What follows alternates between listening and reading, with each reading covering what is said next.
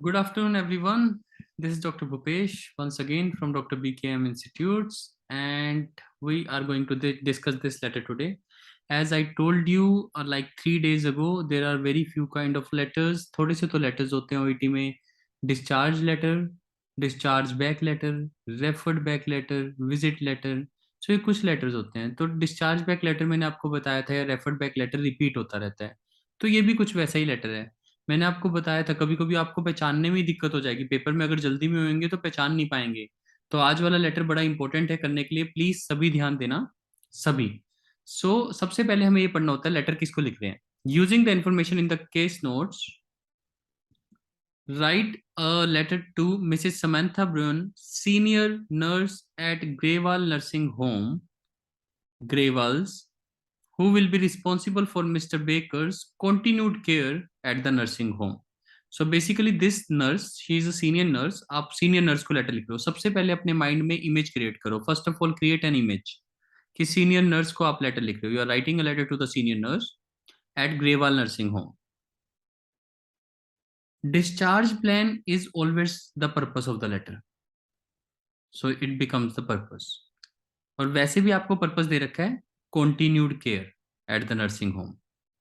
सो monitor medications, Panadeine forte, done. तो सबसे पहला काम हमें नर्स को क्या कहना है, सीनियर नर्स को, कि इसकी मेडिकेशंस को मॉनिटर करना.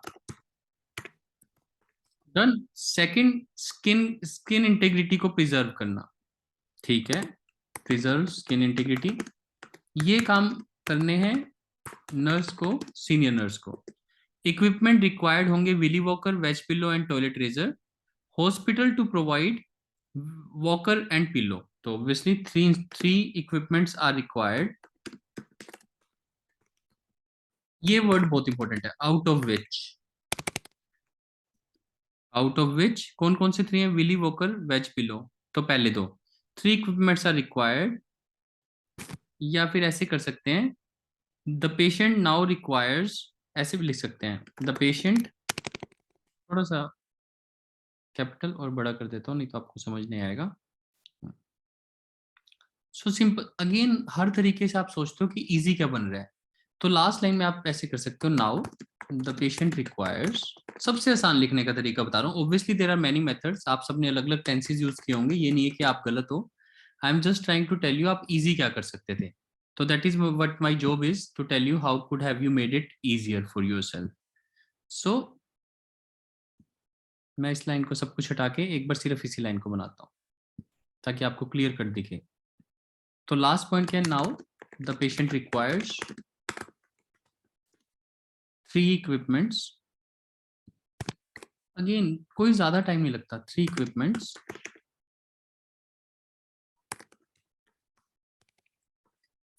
which are Willy Walker, wedge pillow and toilet razor. अब simple, the first two will be arranged by our hospital and toilet razor will be arranged, will be hired for 2 weeks by the social worker. तो सबसे पहले अपने मन में वो लाइनें दूर कर लेनी है, क्योंकि देखो आपको एट लास्ट ये तो लिखना ही पड़ेगा. आपको लास्ट में डिस्चार्ज प्लान मतलब पर्पस ऑफ द लेटर है, तो ये तो आपको लिखना ही पड़ेगा. तो why not right these things beautifully. तो आप अपनी लाइंस को बहुत अच्छे से लिखो ताकि आपको कोई दिक्कत ना हो. ये आपका डिस्चार्ज प्लान होता है. डिस्चार्ज प्लान का मतलब पर्पस ऑफ द लेटर ये होता है. वैसे तो पर्पस फर्स्ट पैराग्राफ के लिए तो खत्म हो गया है, कंटिन्यूड केयर. लेकिन लास्ट में जब लिखेंगे, it would be greatly appreciated if you could monitor the medications and preserve the skin integrity of the patient. Exercise program should be continued. Also the patient requires, तो now की जगह also word fit हो रहा है. So also the patient requires three equipments, उनके नाम, which are this, which are, ये connector लगा, which are this, this and this. The first two will be arranged by our hospital, दिया हुआ है आपको, hospital provide करेगा. And third would be organized, yet would be hired for 2 weeks by the hospital social worker. तो आपका purpose clear हो गया बिल्कुल। लास्ट पैराग्राफ आपका आ चुका है। लास्ट पैराग्राफ में एक बार दोबारा जो नए स्टूडेंट्स हैं या जो पहली बार मेरी वीडियो को सुन रहे हैं उनकी क्लैरिफिकेशन के लिए, ताकि उनको दिक्कत ना हो। So what I want to say precisely कि ये जो लेटर्स होते हैं बड़े सिंपल होते हैं। डिस्चार्ज लेटर ही है, सिंपल सा लेटर है। तो लास्ट पैराग्राफ बनता है, इट वुड बी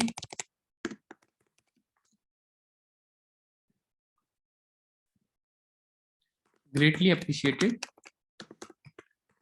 ग्रेटली के स्पेलिंग प्लीज ठीक लिखना, मेरे स्पेलिंग्स थोड़े गलत होते हैं टाइप करते हुए, तो प्लीज स्पेलिंग्स के लिए मुझे फॉरगिव करना। लेकिन हाँ, मैं आपको अच्छे से समझा रहा हूँ, so it will take some time. So it would be greatly appreciated, अगर आपको बिल्कुल पूरा समझना है, न्यू स्टूडेंट्स के लिए खासकर, if you could monitor medication of the patient and can preserve the skin integrity. Make it very simple, कोई डाउट नहीं, कोई मुश्किल चीज नहीं, and can maintain the skin integrity. उसके बाद next line, further exercise programme should be continued.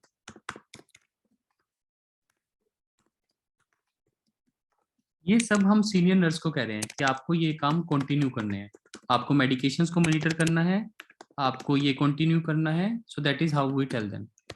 Along with this he will require, अगर lady है तो शी विल रिक्वायर, वो हम बाद में कर लेंगे, मेन बात है टॉपिक को समझना। ही विल रिक्वायर 3 इक्विपमेंट्स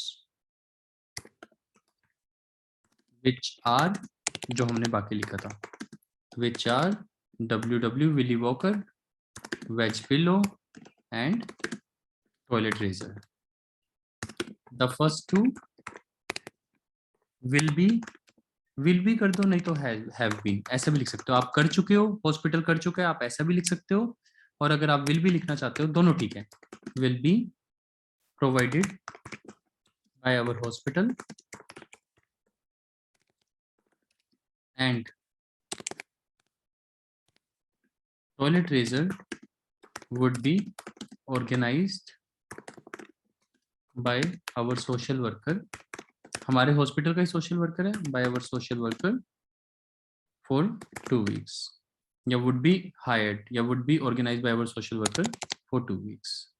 बस, this is your last paragraph. तो इतने से में आपका देखो लास्ट पैराग्राफ तैयार हो गया, पर्पस ऑफ द लेटर। अब आता है फर्स्ट। फर्स्ट के लिए तो मुझे पूरी कहानी पता होनी चाहिए, स्टोरी क्या चल रही है। सो फर्स्ट के लिए I will like to go to the letter again. Please ध्यान से सुनना, ये लेटर बड़ा इंपॉर्टेंट है, इससे डिस्चार्ज बैक लेटर। लेकिन अभी तक पेपर में जब मैं एक्चुअल में इस लेटर को कर रहा हूँ, अभी तक I have not goat the idea कि ये डिस्चार्ज बैक लेटर है। तो मुझे कैसे पता लगेगा डिस्चार्ज बैक लेटर है? जब आप पर्पस ढूंढ लेते हो तो आप हमेशा फर्स्ट पेज पे जाते हो। पेपर में भी ऐसे करना है, पेपर यहाँ से शुरू करना है, हम लेटर किसको लिख रहे हैं, तो वहां से आपको आंसर मिला, हम सीनियर नर्स को लेटर लिख रहे हैं। सीनियर नर्स कहाँ के हैं? ग्रेवाल नर्सिंग होम के, ग्रेवाल नर्सिंग होम के। अभी तक हमें ये पता लगा, और लास्ट पैराग्राफ हमें पता लग गया कि कंटिन्यूड केयर के लिए लेटर लिखना है। और लास्ट पैराग्राफ हमने पहले ही मन में बना लिया, क्योंकि आज तो मैंने आपको बना के दिखाया, लेकिन पेपर में आप मन में यहाँ पे भी बना सकते हो। यहाँ पे छोटा सा लिख दोगे विल बी अरेंज्ड बाय, तो आपको बाद में प्रॉब्लम नहीं होगी। तो अगर शुरू में ही पेपर में आप लिख दोगे कि विल बी अरेंज्ड बाय, तो आपको याद रहेगा कि मैं ये वाला टेंस यूज करूंगी। तो ऐसे पेपर में भी आप क्वेश्चन पेपर पे ऐसे लिख दोगे, सो it would be very easy for you. Now it will become highly highly easy for you. अब चलते हैं फर्स्ट पैराग्राफ, फिर आपको सीधा शुरू से शुरू करना है। Mister Gerard Baker is a 79-year-old patient on the ward of hospital which you are a charge nurse. तो आप चार्ज नर्स हो इस पेशेंट के। पेशेंट का मैरिड स्टेटस है विडोअर है, 8 ईयर से, यानी कि अकेला है, विडोअर है। जब फीमेल होता है तो विडो होता है, जब मेल होता है तो विडोअर बन जाता है। तो विडोअर है। 3 सितंबर को हमारे पास एडमिट हुआ था, 7 सितंबर को डिस्चार्ज हुआ, यानी 4 डेज हमारे पास रहा है। आया किस लिए था? लेफ्ट टोटल हिप रिप्लेसमेंट के लिए। तो ऐसे केस में डायग्नोसिस वर्ड नहीं लिखते, कि डायग्नोज नहीं लिखते, बस ये लिखते हैं the patient was admitted for left total hip replacement and was having high blood pressure. तो ऑनगोइंग वर्ड की भी जरूरत नहीं पड़ेगी, सिर्फ ये लिख दोगे total hip replacement and high blood pressure. तो मेजरली पेशेंट आपके पास हिप रिप्लेसमेंट के लिए आया था। Social background, lives at Grewal nursing home, बस this is where you need to understand, that is why this letter is so important। कहीं पे भी नहीं दिया ये डिस्चार्ज बैक लेटर है, लेकिन यहां से पता लगता है कि ये डिस्चार्ज बैक लेटर है, क्योंकि आपको लेटर किसको लिखना है? Senior nurse at Grewal nursing home. तो ये भी ग्रेवाल नर्सिंग होम है, यानी पेशेंट वहीं पे रहता है, वापस जा रहा है। यानी इस लेटर में नो सोशल हिस्ट्री, क्योंकि जहां पे वो रहता है उनको सोशल हिस्ट्री पता होगी। No medical history. तो that was special about this letter. तो ये सब हमारा जो डाटा है ये बेकार हो गया। इसी से तो आपका डाटा सिलेक्शन होता है, इसी से आपका वर्ड काउंट बचता है। तो ये बहुत इंपॉर्टेंट होता है। ऑस्टियोआर्थराइटिस हुआ था, रिक्वायरिंग टोटल हिप रिप्लेसमेंट। तो इस इंफॉर्मेशन को हम यूज करेंगे, मेडिकल हिस्ट्री को यूज नहीं कर सकते, पर इसको यूज करना पड़ेगा। हाइपरटेंशन को भी यूज कर लेते हैं क्योंकि ये मेन डायग्नोसिस है। इन दो को हम यूज करेंगे। कोलर फ्रैक्चर की जरूरत नहीं है हमें। आगे चलते हैं नेक्स्ट टॉपिक पे। इसके अलावा देखते हैं और क्या क्या राइटिंग में, क्योंकि पेपर में 200 वर्ड्स भी तो पूरे करने हैं। अगर सब कुछ ही छोड़ देंगे तो पूरे कैसे होंगे। फिर हम इस पे आएंगे, एस्पिरिन, रैमप्रिल, पेनाडिन फोर्ट, ये सब मेडिकेशन ले रहा है। चलो इसको बाद, इसको भी रहने देते हैं। हाँ, ड्यूरिंग अवर हॉस्पिटलाइजेशन नर्सिंग मैनेजमेंट का होता है जो हमारे हॉस्पिटल में हुआ। तो जो सीनियर केयर नर्स है ग्रेवाल नर्सिंग होम में, उसको ये नहीं पता होगा, तो इसमें हम लिखेंगे during hospitalisation daily dressings were done, range of motion including stretching and stretching exercises were encourage. बस वर के साथ थर्ड फॉर्म चलती है, पैसिव वॉइस, आपके द्वारा काम किया जाता है तो पैसिव वॉइस चलता है। Were encourage, daily dressings were done on the surgery incision diet, देखो सेम टेंस लगता है। Passive voice was were third form. Then staples will be removed in 2 weeks time, इसको यहाँ पे लिखने की जरूरत नहीं है, ये लास्ट में लिख देंगे प्लीज नोट करके। तो स्टेपल्स वाली लाइन को हम ड्यूरिंग हॉस्पिटलाइजेशन में नहीं लिखेंगे, इसको प्लीज नोट लिख देंगे। उसके अलावा डाटा आफ्टर ऑपरेशन या after surgery, patient is having good mobility post operation, is having में भी लिख सकते हो या वॉज हैविंग भी लिख सकते हो। He could bear the weight with the help of Willy walker and could walk length of ward without difficulty, मतलब वार्ड की लेंथ, जितना हमारा वार्ड है उसकी लेंथ पे वो चल सकता है हिप रिप्लेसमेंट के बाद, और विली वॉकर को यूज करता है, विदाउट डिफिकल्टी चल पा रहा है with the help of Willy walker. Post operative disorientation with time and place during the recovery relating to anaesthesia, continued observation recommended. तो ये उसने कहा कंटिन्यूड ऑब्जर्वेशन, तो यहाँ पे नहीं दिया, लेकिन हम ये भी यहाँ पे लिख सकते हैं monitor medication and observe the patient as he had anaesthesia. HP drop हो गया था, वो नॉर्मल हो चुका है। अब देखते हैं यहाँ पे यहाँ पे कहीं पे एचबी की बात हुई या ब्लड की बात हुई, तो इस डाटा को आप छोड़ भी सकते हो और लिख भी सकते हो, ये आपकी मर्जी है। क्योंकि एचबी ड्रॉप हुआ था पर अब स्टेबल हो गया है, तो इस चीज को बताने की जरूरत नहीं है, लेकिन यहाँ पे लिखा हुआ है on going monitoring required for anaemia, तो ये भी पॉइंट को हम ऐड कर सकते हैं। तो अब लेटर देखो, मैं दोबारा से बताता हूँ, आपको कंफ्यूजन होगी क्योंकि छोटे तो अलग अलग पॉइंट्स है ना, तभी तो ये लेटर इंपॉर्टेंट लेटर है, अलग अलग पॉइंट्स है। तो अब हमें ये पता लग गया है जिराड बेकर है, वहीं का रेजिडेंट है, उसी ग्रेवाल नर्सिंग होम का, वहीं पे रहता है। तो मैं लिख सकता हूँ regarding your resident mister baker. फिर बता सकता हूँ इस चीज के लिए आया था, अब वो ठीक हो गया है और आपके पास वापस आ रहा है, आपको कंटिन्यूड केयर प्रोवाइड करनी है फॉर हिज स्पीडी रिकवरी। तो first paragraph that is the purpose of the letter would always be summary. Summary, तो मैं आपको पूरा लिख के दिखाता हूँ फर्स्ट पैराग्राफ कैसे बनेगा। और प्लीज इस लेटर में बिल्कुल भी जल्दी नहीं करना, सबसे ज्यादा रिपीटेड लेटर है ओईटी में ऐसे लेटर्स, तो आपको समझ आने चाहिए, इट्स वेरी इंपॉर्टेंट। तो I am just going to start with the first paragraph so as to make it very comfortable for you. जो नए स्टूडेंट्स हैं उनको भी पूरा समझना है, हम इतनी मेहनत कर रहे हैं, we want all of you to understand. तो आप फर्स्ट पैरा लाइन लिखते हो, this letter is being written regarding your resident mister Baker who was admitted to our hospital for total hip replacement। Total hip replacement के लिए आया था। Now after operation या after surgery he is better, but अब so he is being discharge back. अगर वो better हो गया, सो ही इज बीइंग, हम इसको वापस भेज रहे हैं, ही इज बीइंग डिस्चार्ज। अब ये वर्ड बहुत important, discharge back to the nursing home.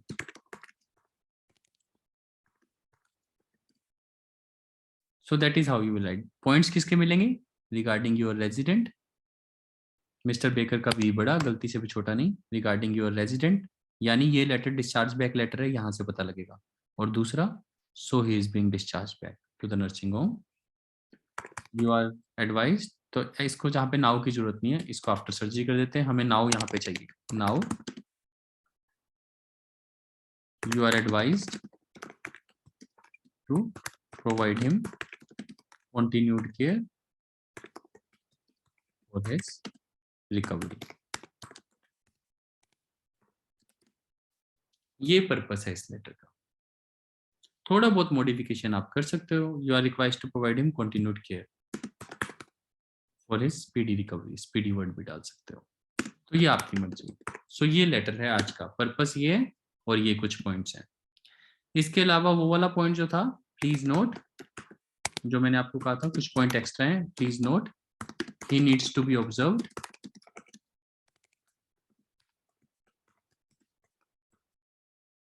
जो भी वो प्रॉब्लम थी, for his blood pressure and also for anaemia, as during hospitalisation उसका HP गिर गया था, as during hospitalisation his HP level got dropped,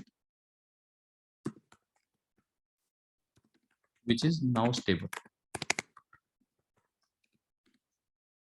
That is how you will write the last paragraph. जो भी आपके पॉइंट है, अगर कुछ भी कंटिन्यूड ऑब्जर्वेशन चाहिए, ये चाहिए, वो आप यहाँ पे डिस्चार्ज प्लान में डालोगे। जो भी डिस्चार्ज की बात करना है, जैसे कि स्टेपल को रिमूव करना था, please note staple needs to be, staples will be removed after 2 weeks। जो भी पॉइंट था आपका, जो भी आप लिखना चाहते थे, तो ये आपको खुद अंडरस्टैंडिंग से बताना पड़ेगा कहाँ पे फिट हो रहा है। मेन है ये वाली लाइन, मैंने आपको बताया था कि अब यहाँ पे पता लग गया है। सोशल हिस्ट्री और मेडिकल हिस्ट्री लिखनी नहीं है, लेकिन दो इंपॉर्टेंट पॉइंट थे कि उसको, दो इंपॉर्टेंट पॉइंट कौन से थे जो हम लिखना चाहते थे, वो भी देखते हैं।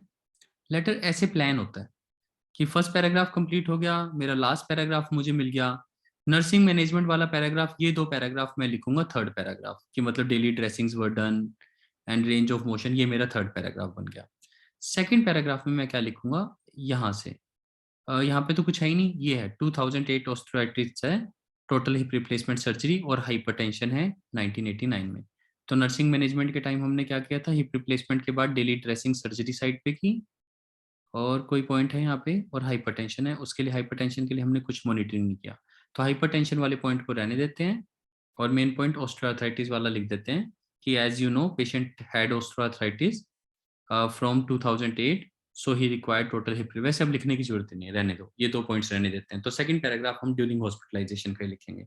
तो मैं बाकी दो पैराग्राफ आपको मिल गए हैं, तो दो मैं यहाँ पे लिख रहा हूँ ताकि आपको इजिली समझ आ जाए। सो सेकंड और फर्स्ट पैराग्राफ आपको वहां से मिल जाएगा, टू पैराग्राफ्स में यहाँ पे लिख रहा हूँ।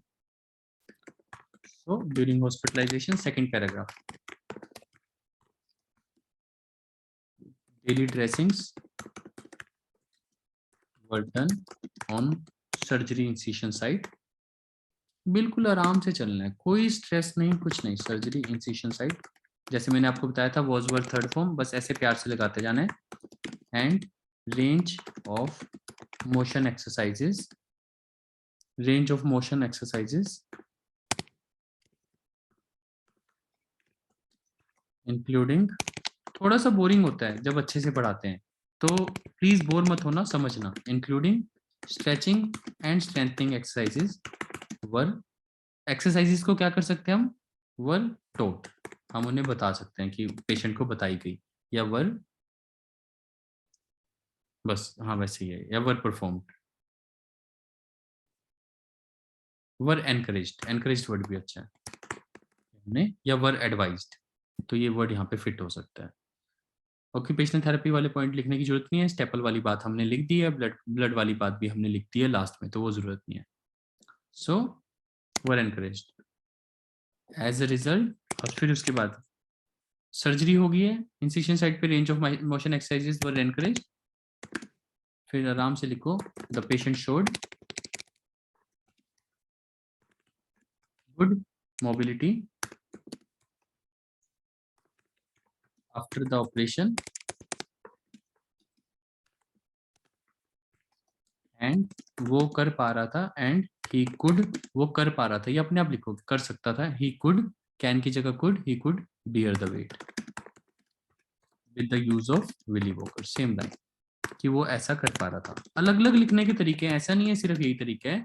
आप ऐसे भी लिख सकते हो ही वाज एबल टू, आप ऐसे भी लिख सकते हो after assessment it has been found, present में भी लिख सकते हो कि उसकी गुड मोबिलिटी है, वो कर पा रहा है।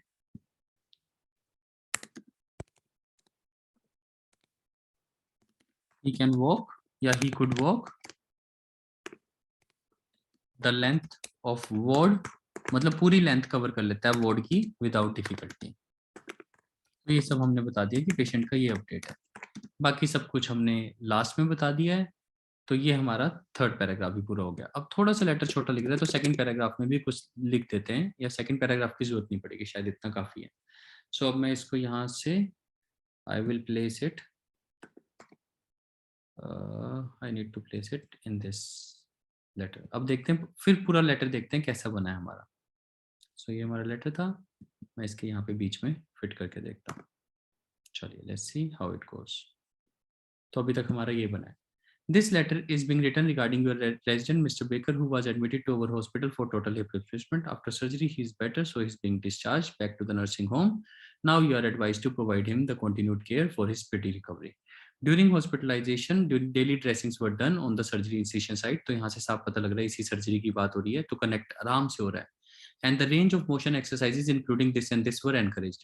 The patient had good mobility. यहाँ पे एक word रह गया. The patient had good mobility, or showed good mobility after the operation, and he could bear the weight with the use of Willy Walker. तो साफ साफ पता लग रहा है हिप रिप्लेसमेंट हुआ था, सर्जरी के बाद बेटर हुआ है, उसके बाद डेली ड्रेसिंग हुई, एक्सरसाइजेस के बारे में बताया, पेशेंट की अच्छी मोबिलिटी थी, वो विली वॉकर से और length of ward without difficulty कर पा रहा था। After discharge it would be greatly appreciated, या आफ्टर डिस्चार्ज की जगह यहाँ पे अच्छी लाइन होती है कि जब वो आपके पास पहुंचेगा, तो इस लाइन को आप ऐसे शुरू कर सकते थे इस पैराग्राफ को, once he reaches back to the nursing home, आपके जब नर्सिंग होम में वापस पहुंचेगा, once he reaches back to the nursing home, ये और भी प्रैक्टिकल है लिखना, it would be greatly appreciated if you could monitor the weight and can preserve the skin, further exercise programme should be continued. तो यहाँ से साफ साफ कनेक्ट हो जाएगा, एक्सरसाइज प्रोग्राम हुए थे तो इनको कंटिन्यू रखना है। Along with this 3 equipments are required, 2 हमने अरेंज कर दिए हैं। अगर अब आपको 3 पैराग्राफ कम लग रहे हैं तो फोर्थ बनाने के लिए प्लीज नोट को नीचे लेके जा सकते हो। Please note staples will be removed after 2 weeks, and also he was having anaemia, so during hospitalization anemia, and also for anemia he should be observed for anemia, as क्योंकि during hospitalization में his HB level growed which is now stable after transfusion of 3 unit of blood. So that is how you frame your letter. This is the overall letter. तो social history और medical history में जैसे ही लिखने की कोशिश कर रहा हूँ, ऐसा नहीं है कि मेरा मन नहीं है, मेरा मन है ये वाली लाइन लिख दूं, एज यू नो, बहुत ज्यादा मन है इस वाली लाइन को लिखने को, as you know he was suffering from osteoarthritis, so he required total hip replacement. पर इस एक लाइन लिखने से ना मेरा पूरा फ्लो खराब हो रहा है, मतलब पूरे लेटर का फ्लो खराब हो रहा है, तो वही मैं ओईटी में कहता हूँ बस डरना नहीं। बस अब हमें वर्ड काउंट की जरूरत है। वर्ड काउंट कितना हो रहा है? 1 2 3 4 5 6 7 8 9 10 11 12 13 14 15 16। तो 16 3s is like around 42 48। Paper में कभी भी वर्ड काउंट लिख के नहीं आना है, कभी भी लिख के नहीं आना है। 1 2 3 4, अगर ये पूरे पूरे वर्ड्स लिखता तो 4 लाइंस बनती, तो 16 4s is like around 64, and then 1 2 3 4 5 6, सिर्फ 6 काउंट कर रहा हूँ, 16 into 6 is 96। Total word count 8 plus 4 12, 12 plus 6 18, 8 1 ऊपर गया, 5 plus 6 11 plus 9 200, मतलब परफेक्ट वर्ड काउंट। ओईटी में वर्ड काउंट कितना अलाउड है? 180 to 200, यानी इससे ज्यादा लिखने की जरूरत ही नहीं थी। तो इससे ज्यादा हमने जो भी किया वो ओवर ट्राई किया। तभी मैं आपको कहता हूँ ओईटी का paper no matter how difficult it is, आपको इतना आसान बनाना है। आपके वर्ड काउंट भी कंट्रोल में रहेंगे। हम डर के कारण, just out of the fear we try to write more, उसमें ग्रामर मिस्टेक्स भी होती हैं, उसमें गलतियां भी होती हैं। रहा डिस्चार्ज बैक लेटर, वो तो यहीं से आपने बता दिया, regarding your resident, second punch लगा डिस्चार्ज बैक और थर्ड पंच लिखा once he reaches back to the nursing home. 3 punches पूरे हो गए, हमारे लेटर बिल्कुल डन है, परफेक्ट है। So this is how we should attempt the letter and अपने आप वर्ड काउंट कंट्रोल में रहेंगे। कोई भी चीज जो आपको मुश्किल लग रही है और आप ओईटी में जबरदस्ती कर रहे हो, चाहे वो रीडिंग का क्वेश्चन है चाहे वो राइटिंग है, वहीं पे आपके मार्क्स कटते हैं। जब पेपर का रिजल्ट आता है हमें कभी पेपर वापस नहीं मिलता, बट हम एक दूसरे से पूछते हैं क्या गलती हुई होगी। मैं भी सोच रहा हूँ यार इतना अच्छा बच्चा है, क्या गलती हुई होगी। गलती सिर्फ यही हुई होगी अगर अच्छा बच्चा है कि थोड़ा सा ओवर ट्राई हो गया, या ग्रामर मिस्टेक होगी। ग्रामर की बात करें तो coming back to the slide, grammar होती इतनी सी है सिर्फ, was were third form, was were third form, वो वेट बियर कर पा रहा था तो आप ये लिख सकते थे he was able to bear weight after the operation, he was able to bear weight, तो एक ग्रामर ये चेंज कर सकते थे। और जब डिस्चार्ज प्लान होता है तो उसमें हमेशा should be continued, needs to be continued, will be provided, ये सब कुछ किया जाना है। That's it, that's pretty much it, इससे ज्यादा नहीं। और एक गलती और भी हो सकती है, जैसे अगर मैं ये कह रहा हूँ एच बी वाली बात, तो आपको लग सकता है यार ये वाली बात मैं एच बी वाली बात यहाँ पे लिख दूं ड्यूरिंग हॉस्पिटलाइजेशन से पहले, but it is during hospitalisation only, जब उसको एनीमिया हुआ या उसका एच बी गिर गया, तो ये इससे पहले नहीं आ सकता, क्रोनोलॉजिकली उससे पहले नहीं आ सकता। ये छोटी छोटी बातें आपको टेक केयर करनी होती हैं, these are the small things you need to take care. और जितना आसान आप पेपर लिख के आओगे उतना ज्यादा आपका रिजल्ट आएगा, मतलब उतने ही मार्क्स आपके पॉइंट ज्यादा होंगे। Again this is the only precision you need to have. ठीक है, this is doctor Bhupesh from doctor BKM institute, our contact number is 7696734256। as told, this letter repeats itself like anything, so please become a master of this letter so as to make sure that you know the discharge back letter very well. Thank you.